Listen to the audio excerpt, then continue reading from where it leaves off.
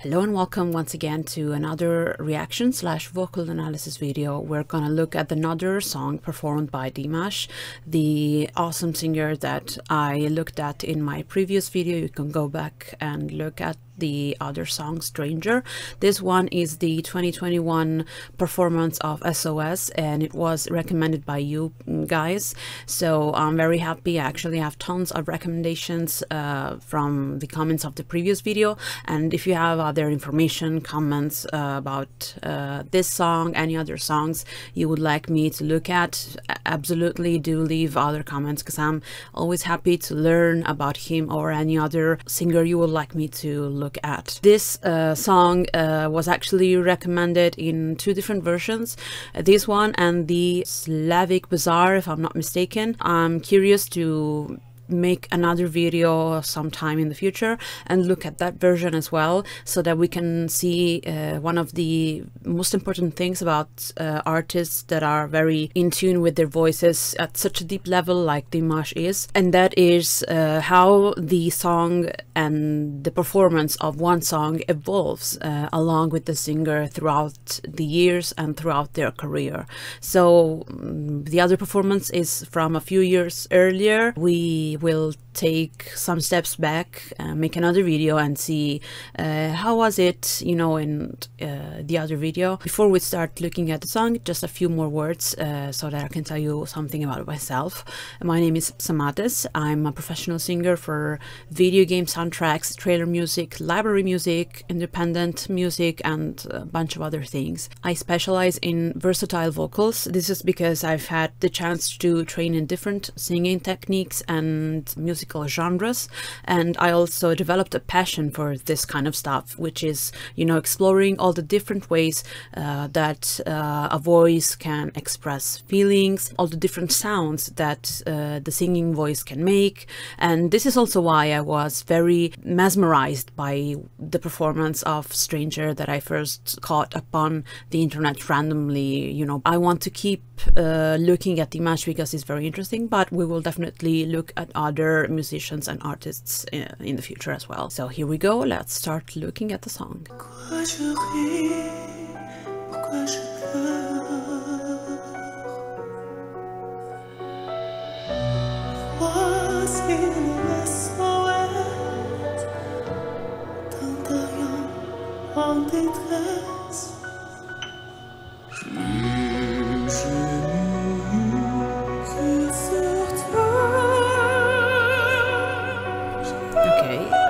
With him, I always have like this urge to stop at every single note, but I gave it some time to look at a few different things. Once again, in the comments, do leave me information about the song and the context of the song for me and for other people who are looking at this maybe for the first time and might be interested in knowing more about why the performance is happening. This should be in French, right? Singing in a language different than your own mother tongue is always another challenge to convey the feelings of the lyrics. In this case, as with any professional, you might see, for example, you know, opera singers do it all the time. They have to sing in languages very far from their own experience. You have to not only get the pronunciation right, but also know the words, the meaning, and after that actually put your heart in what you're saying and carry that meaning and those emotions to the people.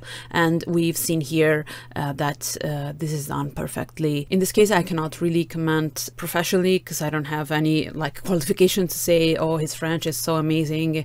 My language qualifications are in other languages, so but I can say that he's convinced me at least. So and also emotionally he has convinced me. This is something that is very important. Sometimes we have this hyper focus on like pronunciation, and we let this like technical focus on pronunciation go over what is the actual message of what is being said.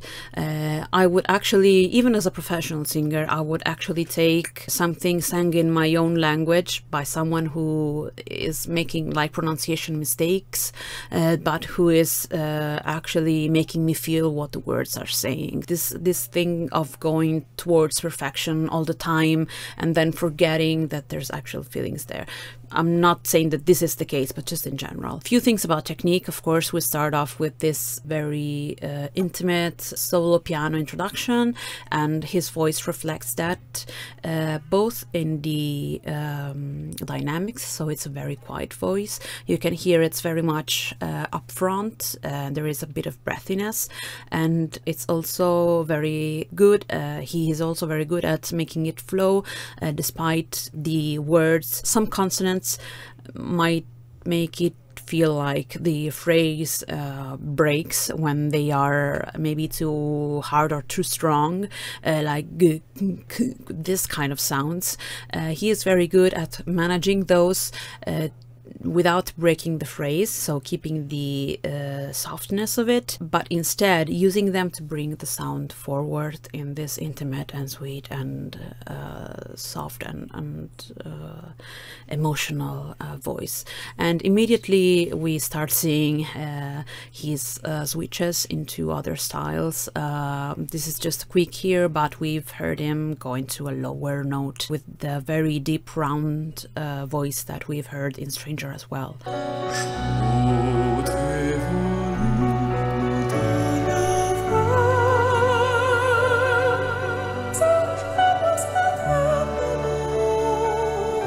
So once again, the range management is amazing. You can hear him go so,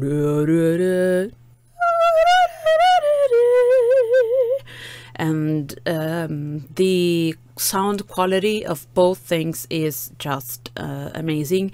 The roundness, the classical roundness of the low notes is absolutely on point, and the bright and clear sound of the high notes. In this case, we are in a head voice that is not entirely classical. It's more fit for a ballad, so that's why he's using it, you know. It creates a nice contrast with the lower notes, and it doesn't go like into this higher classical notes that even in a let's say softer voice would be still too much. Imagine if he would do the higher notes like with vibrato as an opera singer would. It would be maybe even kept softer. It would still be way too exaggerated for the moment of the song that he is singing. And even if you're not aware of any of the lyrics that he's singing about, you can still feel it through his the way he's moving, through the music, the tone of the music. So he's very good at choosing, like he has, you know, a palette of colors, and he's like, okay, I have all these different colors, but I know the appropriate ones to choose. I mean, it would be kind of pointless to have all these amazing skills and then use them in the wrong place. It would be totally anticlimactic.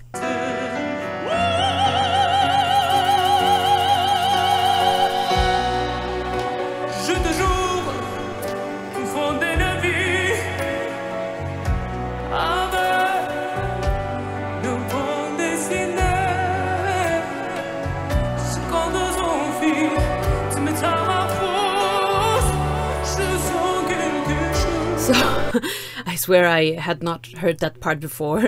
As soon as I finished talking about the appropriate placement of different kind of vocal styles, he just goes and does the operatic part. But you can see in that case it's appropriate because it's accompanying the music towards this growing phase, and then there is the chimes, the drums, and we grow into a bigger part of the song. And then he's like, okay, I used the operatic voice to make this transition in the music, and now I go to this kind of chest slash mixed voice and sing the main part. We'll see, because usually his songs don't really have main parts. It's like everything is unique.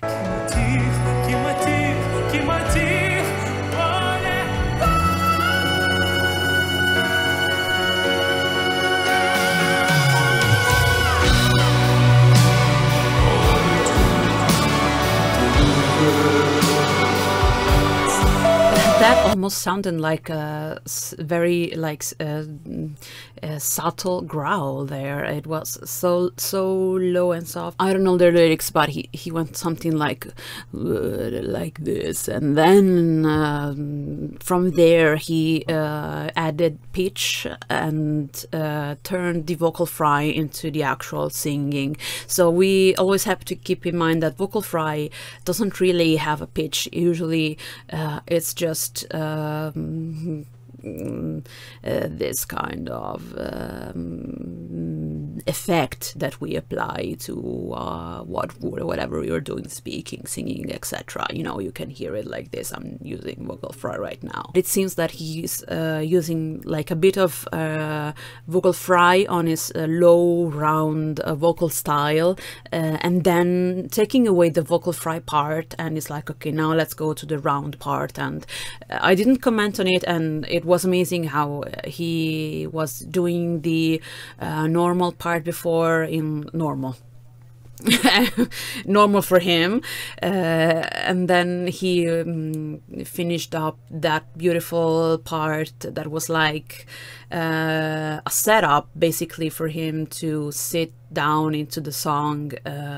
You know, sometimes some parts are actually written on purpose by singers and composers so that the vocalist can settle down into the vocal vibe technically of the song and emotionally as well, you know, and then do these kinds of things, grow into something different, bigger, etc.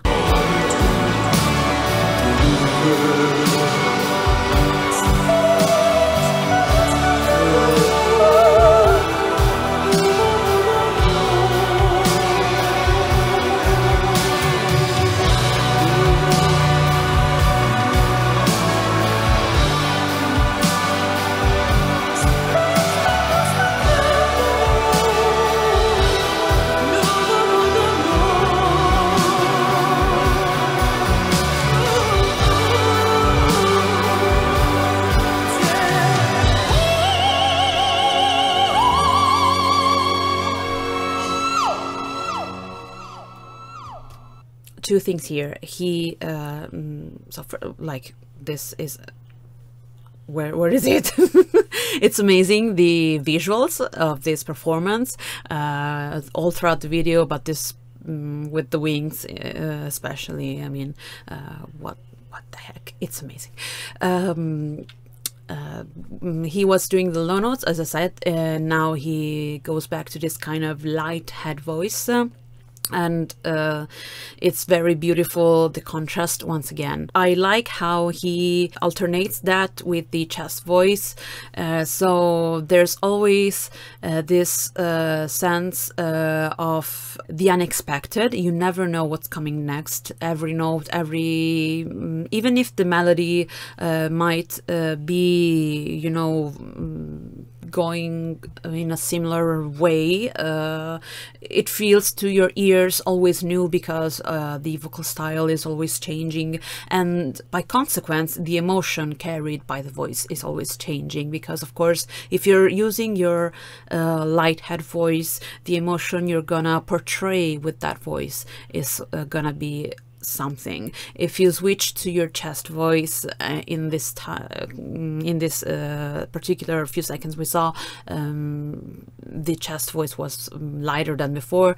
You're gonna slightly change the emotions you want to convey to us, and then once again he finishes with another higher note, but the ending solo, let's say, is very peculiar. It's very beautiful. The props to whoever was filming for showing us this beautiful let's go back to it if I can, just a second, because we can see, you can see actually the this is when he starts off in the, let's say, mid-high classical range. You can see the mouth being very round always, but in this range, let's listen.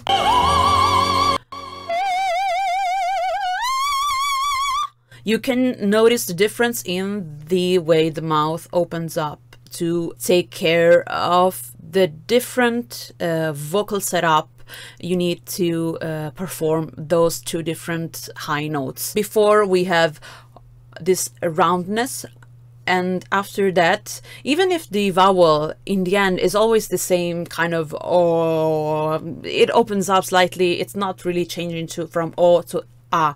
It's still kind of an O, because if you do classical singing in these notes at this range, that's what we always strive to do, because it's what helps us achieve the best sound. So that's what in our mind we're always, and inside the mouth we're always thinking the O vowel. Outside of the mouth you can see the difference between O, and only these two parts of the mouth, the corners of the top lip, slightly open up, and this is because the resonance is changing from the bulk of the center of the mouth to this part of the mask, the maschera, what we call in Italian also, which is right behind the teeth. And as you go higher and higher, the resonance also changes, but the resonance does not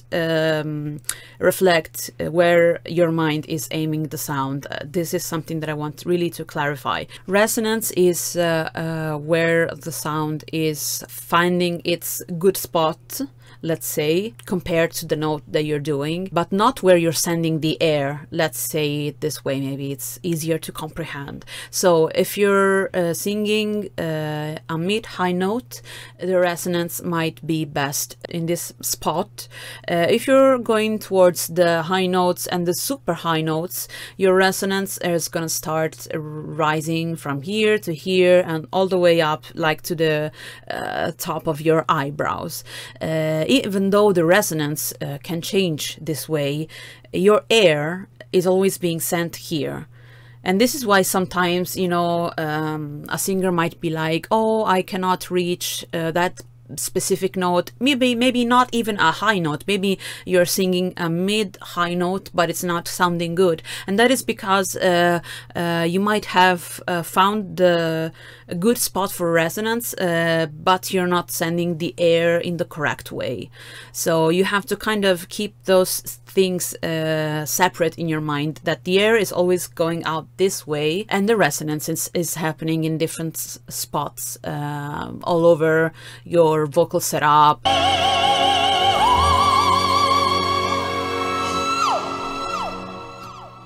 He's continuing the head voice and he's like, okay, the mic, he's going, oh no, wait, I can do a higher note even, and the wings will take it up to the sky and it will be amazing. And it is. This is also the ability that you have when you have full control of your own vocal skills, like all over, even if at the last moment, with the like final drop of your breath, you're like, I want to do this last note, you still can push it out. This kind of small intervention that he does at the very end, you can hear the note being launched and then go into our hearts. He knows he can do this. He has all the control to even do things at the last moment. That's it, basically.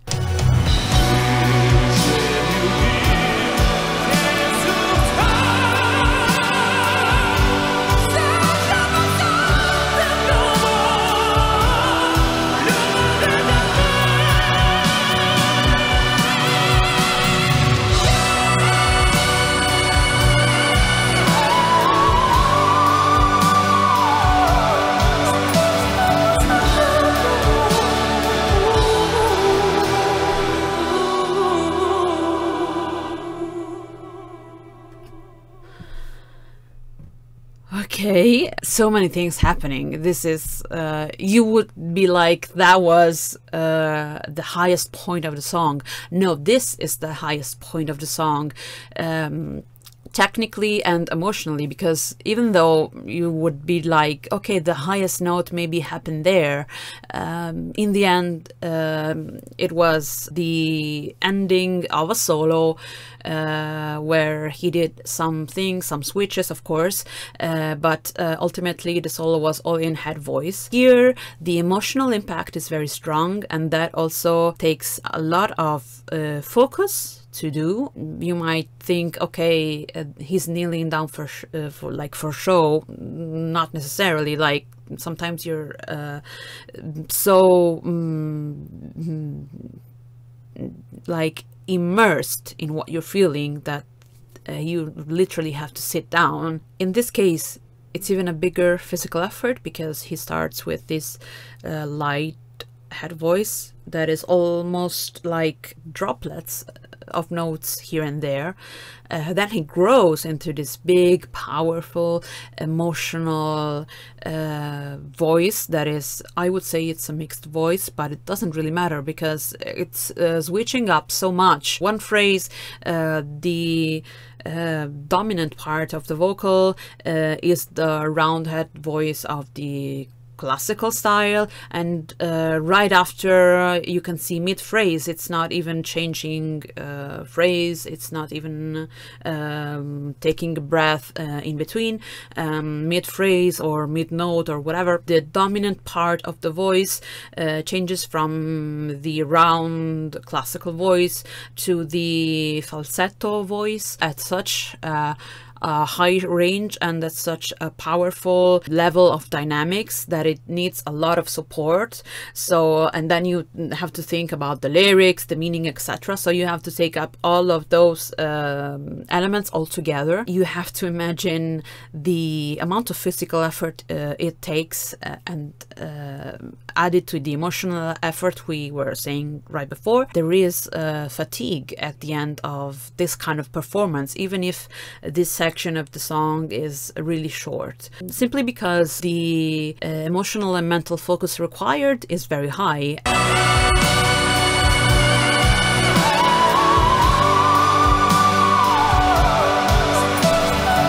In this case, I want to make a differentiation between falsetto, which I described also in a previous video as this kind of very nasal head voice. This kind of what he's doing right here, this is actually a fully powerful mixed voice, as the one that I would maybe use in my top belting range. Let me try to show you the difference between what I mean by powerful mixed voice and falsetto.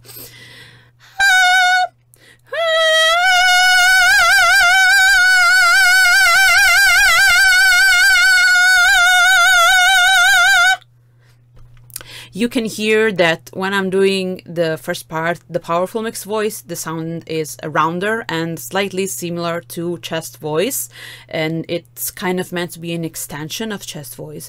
When I'm going to falsetto, it's more nasal and more focused to be in this part of our resonating space. He like puts the icing on the cake of this entire powerful section with an ethereal head voice solo, where he switches to the beautiful head voice, very clear, very, I would say, classical but not operatic. You can hear the difference compared to the operatic one he did before, and then from there he kind of descends it in this very flowing way. Even though it's not as powerful in terms of vocal technique, it's powerful in terms of the effect.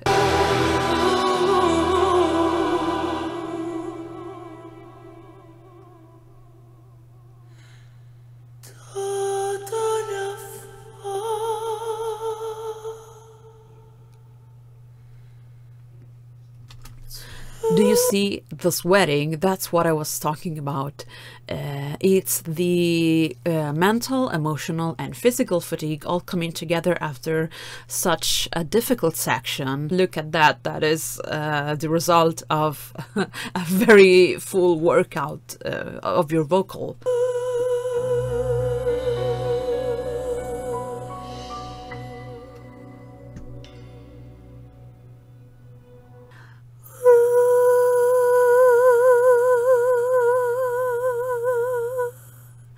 You cannot imagine how much more difficult holding that long straight note with the added breathiness is after doing all of the other things before, compared to all the other things he did before. It's very important to notice that he goes from how he was singing the very powerful part, all like curled up on himself basically, to this final note where he kind of stands right back up and he gathers himself in a straighter position. He could sing in any position. In this case, you know, it's both because the straight back is helpful to ensure that the air passes in a straight way and doesn't have any obstacles, and also it is very symbolical of the performance to go back to the beginning, like we started in this very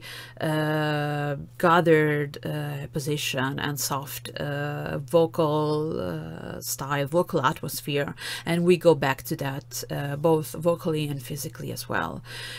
So yeah, this is one of the most difficult notes in the entire performances. Do leave any comments you might have with questions or more suggestions. I already have a ton, but I'm always happy to receive more. Let me know if you have any questions about any of the vocal styles we've seen so far. I also invite you to look at the first video reaction I did about Dimash, where I analyzed his vocals on Stranger, mostly because I do a bit more of an in-depth analysis of the vocal styles themselves. For now, I'm like leaving that as a main reference. See you in the next one, and bye bye.